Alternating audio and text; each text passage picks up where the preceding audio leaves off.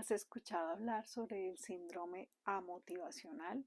O sea, sin motivación, es como el eje central, donde se van a presentar entonces cambios tanto a nivel emocional como a nivel cognitivo.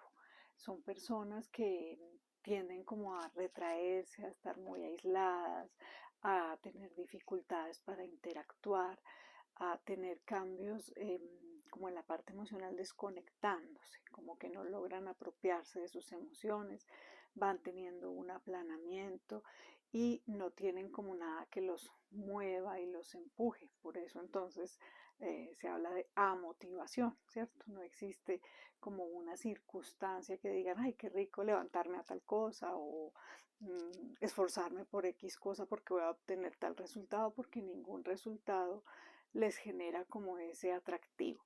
Se parece un poco al cuadro depresivo, pero el cuadro depresivo tiene una parte central en el estado de ánimo de la tristeza. Aquí no hay una tristeza como tal, es simplemente como esa tendencia a ese aplanamiento. Entonces hemos hablado de aislamiento y desconexión de emociones, hay una dificultad para concentrarse, para poder ejecutar cosas porque no hay deseo ni capacidad de proyección ni de capacidad de planeación hacia futuro.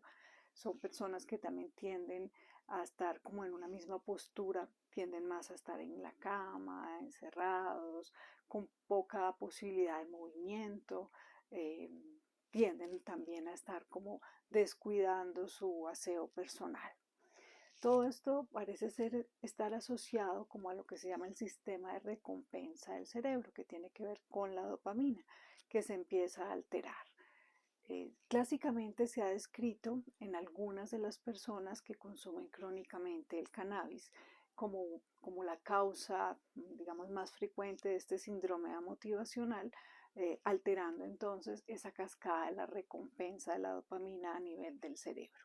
No quiere decir que todos los que consuman el cannabis les sucede, pero sí lo ve uno con mucha frecuencia, sobre todo con el paso del tiempo.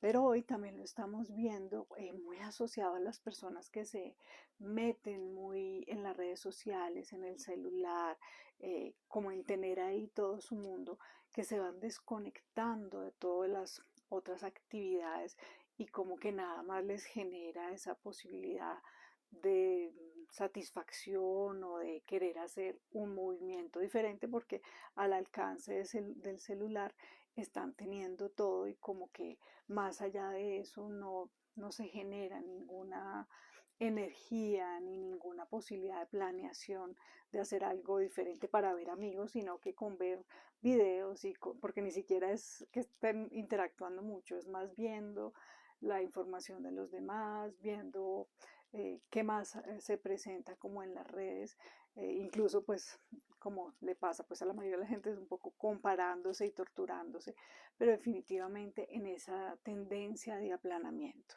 Entonces, pues hay que tener mucho cuidado y buscar un equilibrio con todas estas actividades sociales a través del Internet que nos ayudan a tener herramientas de contacto, pero que no nos vayan a llevar hasta un síndrome amotivacional. Sobre todo, mucho ojo con los adolescentes y con los niños. Eso no quiere decir que los adultos estén exentos, pero a veces pues los más jóvenes están, digamos, mucho más en riesgo por su propia inmadurez emocional y neurológica. Espero que esta información te prenda alertas, te mantenga al tanto como de revisar que estés manejando todo dentro de un equilibrio adecuado. Soy Vicky Pérez, médico psiquiatra. Espero que tengas un lindo día en armonía. No olvides dar like, compartir y suscribirte a mi canal.